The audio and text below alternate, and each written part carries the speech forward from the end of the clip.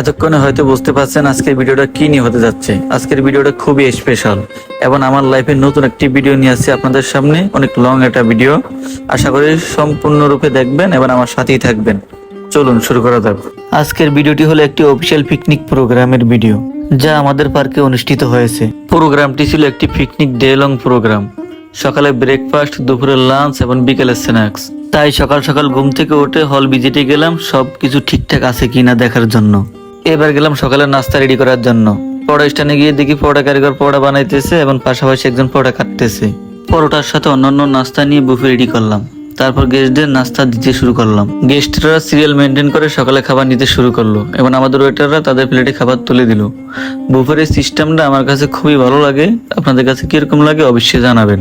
এই জন্যই ভালো লাগে, যার যতটুকু খাবার লাগবে সে ততটুকু খাবারই নিতে পারবে। সকালের নাস্তা শেষ করে দুপুরে খাবারের জন্য প্রস্তুতি। গরুর মাংস দেখতেই পাচ্ছেন, সাথে আছে গরম গরম পোলাও।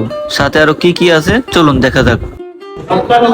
সাদা পোলাও, সাদা পোলাওর সাথে চিকেন রোস্ট এবং তার সাথে আছে বিফ রেজালা।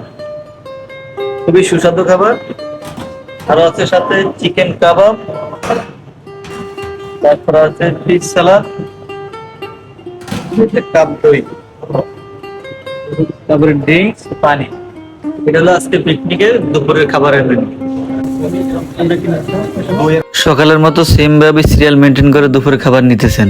খাবার নিয়ে টেবিলে বসে খাবার খাচ্ছেন। আজকের ভিডিওটি এই পর্যন্তই। সাথে থাকার জন্য অসংখ্য ধন্যবাদ। দেখা হবে পরবর্তী অন্য কোনো ভিডিওতে।